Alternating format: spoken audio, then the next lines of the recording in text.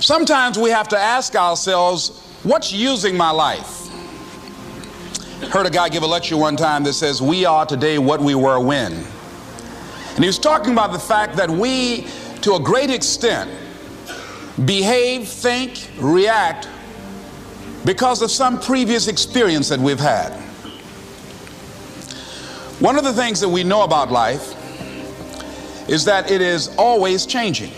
Sometimes you're up, sometimes you're down. Sometimes things go real well, and sometimes they don't. Sometimes you're happy, and sometimes you're sad. Now that's that thing called life. And when we begin to understand and know that, accepting that reality that we will never ever have things just on an even keel all the time, that you're going to have some ups and you're going to have some downs, but during those down moments, that's where the growth takes place. That's where the work is. See, anybody can feel good when they have their health, their bills are paid, they have happy relationships, business is successful. Anybody could be positive then. Anybody can have a larger vision then. Anybody can have faith under those kinds of circumstances. Am I correct? See, but the real challenge of growth, mentally, emotionally, and spiritually, comes when you get knocked down. Somebody said that adversity introduces a man to himself or a woman. How you handle it, that's where the growth takes place. When I was facing some challenges, I had a guy say something to me, and I suggest this is one of the first things that you want to do when you're facing a challenge. You want to get unstuck. Evaluate where you are. Look at it, assess yourself. Assess yourself and assess the situation. What brought you there? What role did you play? Earl Nightingale had a saying I like. He said, all of us are self-made, but only the successful will admit it. What has brought you to this point? What did you learn from it? Are you learning anything, or are you doing it over and over and over again? Somebody said that insanity is doing the same thing in the same way, expecting a different outcome. Are you going through it, or are you growing through it? Are you bigger and better because of it? Because it's not going to leave you until you grow through it. I was going through a major challenge in my life that was wearing me out, that was using me. You see, your mind is you know, when you go into a service station to get gas, you don't go in there and just start pumping. When you push the lever up, it clears the previous bill. By the same token, if you want to begin to move, you've got to clear your mind of all the unnecessary luggage and baggage that's weighing us down.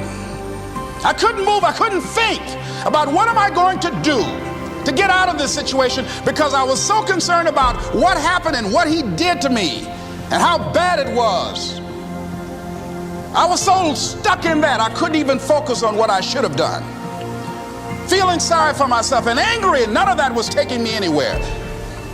So pretty soon I learned through effort, made a conscious, deliberate, determined effort. I had to let it go. I had to forgive it. Let it go and begin to focus on developing myself. And I say to you, you're going to have people to do things to you. Things are going to happen to you. And the most important thing to do is to harness your will and let it go and move so you can grow, so you can get on with your life. It doesn't matter about what happens to you. What matters is, what are you going to do about it? All of us have experienced some tragedy, and if we haven't, we will. And you can either let it destroy your life, or you can build upon it. You can permit it to let it hold you down, or you can decide, I'm not going to let that happen to me. I'm bigger than this. Make a declaration to yourself. Declare all out war that you're going to get out of this rut. I don't care how good you are. I don't care how talented you are. I don't care how much you work on yourself. There are some times when things aren't going to go right. They just are not going to go right. There are times when anything that can happen will happen. Murphy's Law will be knocking at your door. Why? I don't know why. That's called life. And you have to deal with it. Sometimes your life will be in a slump, just like sports. Some of the best shooters can't hit baskets different times in games. They get in a slump. Do they sit on the sideline and say, you know, I just didn't hit a basket today? No, they continue to execute. I suggest to you that if you are facing a challenge, don't stop. Stay busy. Work your plan. Continue to do those things that you know that work for you after you have evaluated yourself in the situation. Continue to move. Stay busy, stay busy, stay busy. Find somebody that you can help so you can forget about you for a moment. See, sometimes the best thing to do is to be.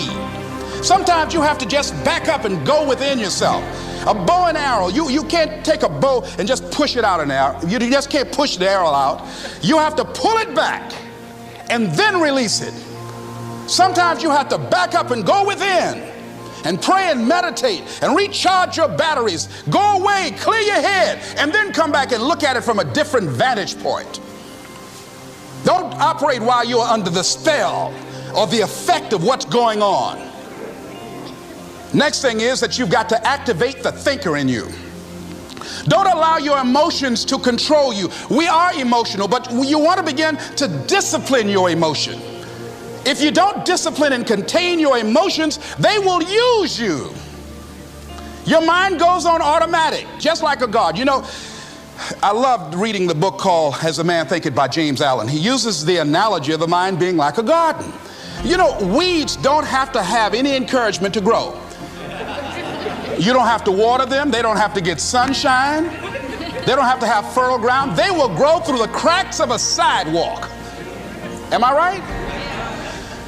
But if you want to grow orchids or roses or any kind of exotic flowers, there are special processes and procedures you must go through. Well, by the same token, you don't have to force yourself or motivate yourself to think negatively, to be depressed, to hate somebody, to want revenge, to want to get back at somebody, to beat yourself up over the head, to feel loaded with guilt. You don't have to make any effort to do that. Your mind is on automatic. It will do that by itself. But if you want to begin to move into your own personal greatness, if you want to begin to really enjoy a happy, successful, healthy life, you've got to be willing to go against the tide. You've got to be willing to harness your will and say, in spite of this, I'm in control here. I'm not going to let this get me down. I'm not going to let this destroy me. I'm coming back, and I'll be stronger and better because of it. You have got to make a declaration that this is what you stand for. You're standing up for your dreams. You're standing up for peace of mind. You're standing up for health. You want it, and you're going to go all out to have it. It's not going to be easy. When you want to change, it's not easy. If it were in fact easy, everybody would do it. But if you're serious, you'll go all out. So yes, I'm going to turn this situation around. I'm not going to sit back and moan and cry over what happened and what went wrong and who did what. I'm going to do something about this situation. The next thing that is important is that expect things to get better for you, because they are. See, life is cyclic. You're not, whatever experience you're having right now, it has not come to stay. It has come to pass. Not to stay, just to pass. It's just going through. The biggest challenge is to know what's happening. This is a part of this thing we call life. This too shall pass. And maintaining perspective, putting it in perspective. The other thing is, take full responsibility for your life. Accept where you are and the responsibility that you're going to take yourself where you want to go. Someone said we have two primary choices in life. We can either accept conditions as they exist, or we can take the responsibility to change them. See, a lot of people want to exempt themselves from taking responsibility. All they want to do is talk about the problem. Every time you see them, they'll tell you their story over and over and over and over again. No. You want to take responsibility for your life. I got me here, I can get me out of this. And I'm getting out. I'm not going to be a volunteer victim. George Bernard Shaw said there are two kinds of people in life. You know, he said those that make things happen, those that watch things happen, and those that don't know what happened. And he said the people that get alone in this life look around for the circumstances that they want, and if they can't find them, they make them. They create them. So part of beginning to get unstuck, you've got to decide that the behavior pattern that you have adopted doesn't work for you. You've got to change your strategies, and changing your strategy means reinventing your life, recreating you, and you have the power to do that. You can decide that you're going to change, that you're not going to be a wimp. You can decide that you're going to stand up to life. You can decide that I'm going to live each day as if it were my last. You have the power to make that decision. You can decide I'm going to work on myself and develop myself. I'm going to empower me. And all of these things that are happening to me right now, they're just temporary inconveniences. They're not stronger than I am. I'm in charge here.